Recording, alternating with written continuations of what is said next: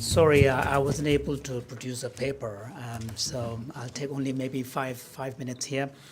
I wanted to sort of make few comments.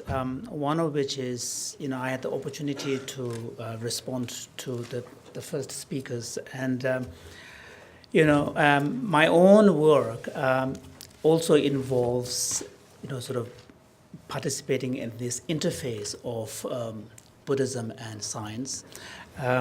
So this question of decontextualization of practices that originally evolved in the Buddhist culture environment and bringing into the secular arena, what does it mean? What are the implications of that? What gets lost? What are the assumptions underlying these kind of, innovations is a question that we continue to grapple with. And also, as a traditional Buddhist myself, a practicing Buddhist, a former monastic member, I'm also very, very concerned about the kind of loop back effect. And in some sense, your presentation of what is happening in the Newari Buddhist society is an important story for the Tibetan community, because part of this movement also has this very powerful marketing force that comes with it. And since we're living in a global culture, no society can ultimately escape the forces of global culture. So this is something that myself as an individual Tibetan Buddhist, having brought up in the monastic environment, this is a question that concerns me as well. But my own position is in some sense maybe naive, but in some sense it's quite simple. I'm very happy that Professor Sharp brought up the problems associated with perennialism.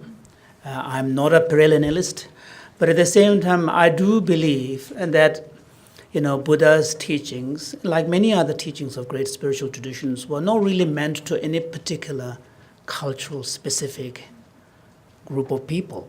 I think it was meant to address to universal needs of human beings, however that universal may be defined. So, and I believe that at a very fundamental level, we all share certain drives as human beings. We all have problems of attachment, anger, aggression, jealousy. These are things that make us human beings. And we all, care for what happens to our family. We all love our children. We all want to be happy. We all, nobody wishes to suffer. So at that fundamental level, I think there is a shared elements that constitute, bind us together as common human beings. And my own sense is that there are many different practices that you see in different contemplative traditions, whether it is Christian, Buddhist, Jewish, Islamic, or Hindu. And many of these practices may have some bearing upon these fundamental aspirations of human being and fundamental needs of human being. And what I see in the success story of mindfulness, although it has challenges, there are critiques. And I was also one of the people who made critical comments to people like John Kabat-Zinn. If you look at the practices like mindfulness, it seems to be really tapping into certain things which are quite universal. This developing some kind of skills at the individual level to deal with reactivity so that you can respond to challenges in the environment and situations in your life with a certain amount of awareness so that you don't, react immediately. And the idea here is that this kind of skills will teach you, give you some kind of space where you can bring your own value to bear upon what you are doing. Because generally what happens is that we may have very high aspirations and values on the one hand, but we have impulses and instincts that pull us in a different direction. And the part of the contemplative practice, at least the assumption is that it helps us to somehow align them together so that our aspirations and values on the one hand may be more in tune with our immediate impulses and instincts. And contemplative practice is a way of making those internalized. In some sense, it's like kind of processing, if I use the computer language. It's a sort of an attempt to process it so that it becomes part of our nature, second nature. And that's the whole point of meditation. In the West, philosophy has struggled with the link between knowledge and behavior. If we know that smoking is bad for us, why is it that we continue to smoke?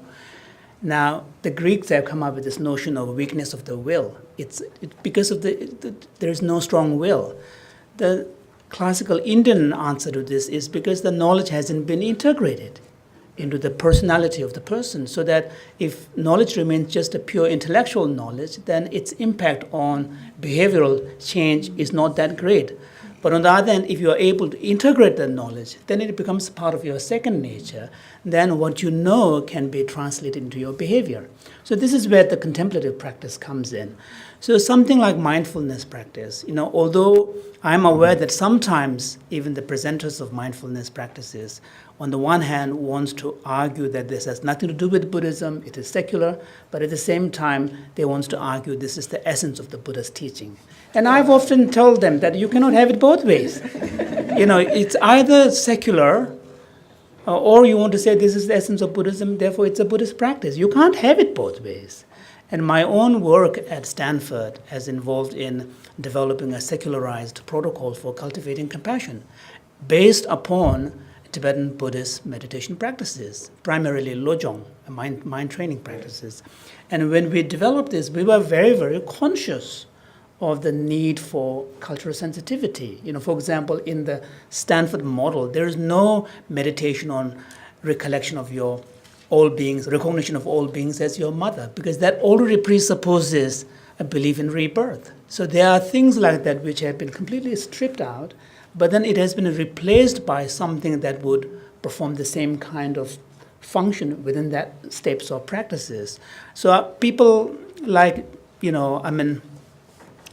is a similar practice developed at Emory, and I think people who are involved in this, some of which are traditional Buddhists like myself, who are participants in this kind of, we may call it secularization of Buddhist practices, but hopefully we do so with a kind of a critical awareness, so that we are at least conscious of what we are trying to do. We're not trying to, what we are trying to do is to take from Buddhist practices those aspects that really touch upon fundamental aspects of human nature, something that can be beneficial, something that can be adapted, something that can be shared by others as well. And that really is the motivation. And I genuinely believe that in order to, someone mentioned a middle way. I think, Professor Sharp, you yourself talked about middle way. I think this is the middle way. On the one hand, we don't presuppose some kind of perennialism, but on the other hand, we also don't go to the other extreme of, extreme relativism, which, with all due respect, sometimes the anthropologists tend to go to, that there is a middle, and philosophically it may be very difficult to kind of, support such a position, But on the other hand, we all know that if you look at, this is where empathy comes from. I look at you, I don't, I see another human being. And I know just as I have all my, hopes and aspirations and fears and so on, I know you also have it. So there is a shared fundamental human reality. And I truly believe that although at this point it is much of the contemplative practices that are being brought into the secular arena tends to come from Buddhists, but in the long run, I genuinely believe there will be other traditions which will be participants in this. For example, there is a very, very interesting compassion training practice being cultivated in a Christian college in the US. So there is some work done on Father Thomas Keating's centering prayer meditation. So I think increasingly, we will get there where, of course, instrumentalization of these practices is another question. And, whether or not we're all aspiring for some kind of spiritual state is another question. But as a kind of a technique for dealing with suffering and helping people, have in some sense greater control over their own life so that they have a secure base from which they can relate to other human beings, particularly those who are important in their life, that even from a Buddhist point of view is a noble aspiration. In the end, there is a one beautiful line in one of the Buddha Sutras. He said that in all the things that I have taught nothing but techniques for elevating suffering. And I genuinely believe that we can take that seriously. So I'll stop there. Sorry for taking the time. Yeah.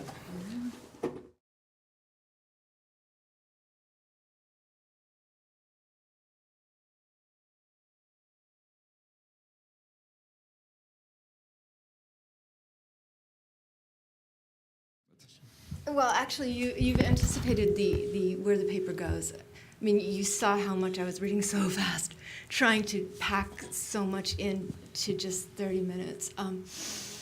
And this paper really should probably be a book. I mean, I've struggled with it for so long, and there's so many different implications. But one of the things that I've done with it in other iterations is actually talk about this. And you know, I think it's arguable that maybe one of the ways that it works for some people is that in a funny way, it actually allows them to be capitalists, successful capitalists, without being, you know, that without that type of objectivity, that hypostasis of self. What I would give to that is I have a friend who is a really devoted Vipassana meditator who also runs this workshop occasionally, a couple times a year, with a couple other Vipassana friends, that's based on Stephen Covey's book, The 7 Habits of highly successful people. And when he first told me about this, I was just stunned. And then when I watched it, you know, it's like this leadership seminar, and my gut impulse, and again, I have to realize things are much more complex than this, and this is what working with people teaches me. But my gut impulse is when people talk about leadership these days, it becomes part of a whole global rhetoric as well that comes in, that I assume has, anyway. So I confronted him and I said, what are you doing? You're teaching people to be more effective capitalists? Is that really what this is about? And if so, why do you do it for free, and why do you actually call it dana? Because he takes time out from his own work to do this, and he calls it, it's on a total donation basis, and he calls it dana. And he says, look, you just don't understand, Lauren. People today in Nepal, they know what they want, but they don't know how to get it. And this helps them to get it. In a different version, if somewhere in my bag, I probably actually have the quote for this. But it's not capitalist at all. It may look like it's capitalist, but it's not about attachment. It's about helping people to set different priorities and to understand themselves and to be able to live in this world very differently. So I love your question, and have much more to say about it.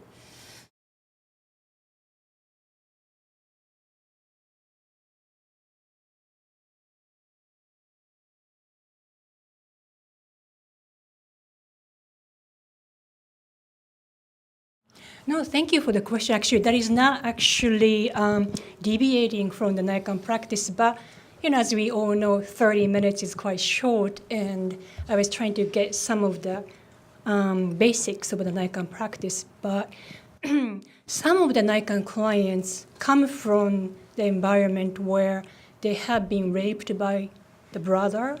And also one client who makes it to my Naikan book actually lost her parents, but the way she lost her parents was her father killing her mother in front of herself. So he was mentally deranged, and he said, there is nothing I can lose at this point, and look at me. And that's how he killed her mother and also slashed his own neck.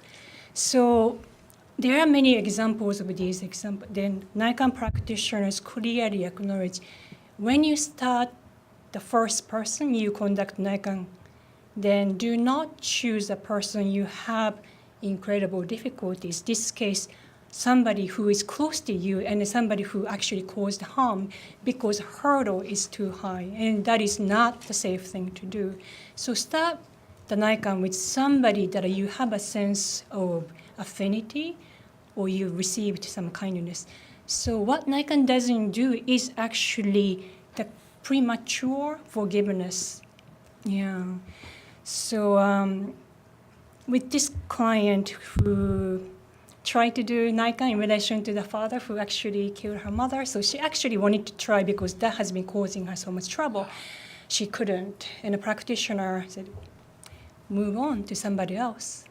And at the day 7, she came back to do Naikan in relation to her father. So what happens with these people's case is it's not at all negating all the misdeeds and harm these people have caused them. What happened is they have done these things, but at the same time, any individual is not 100% evil. When this woman I named Noriko was examining her past in relation to his father, she was able to remember that when she was young, he was also a kind of person who played with her. He also had this tender kindness, and then they were completely going in her memory. So it was kind of rebalancing all the harms that person has caused, but also even the small deed of kindness that person had made him less of the black and white evil. And for her, that was like the only way, because external reality cannot be changed, past cannot be changed, but how she related to that was why my father did all of this. Yes, he killed my mother. I completely acknowledge that. But he also gave me kindness and love.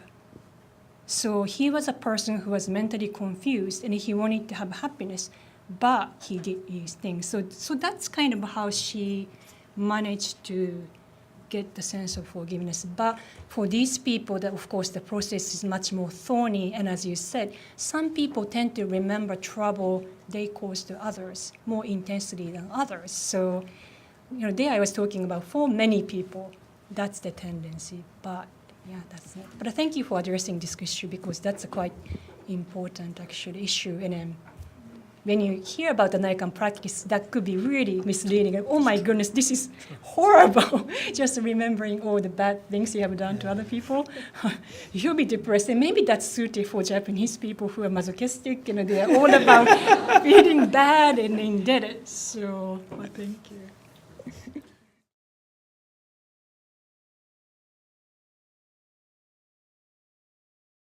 Sure, I can. I spent 6 years living in Nepal and then going back and forth for anywhere from a couple weeks to a couple months at a time.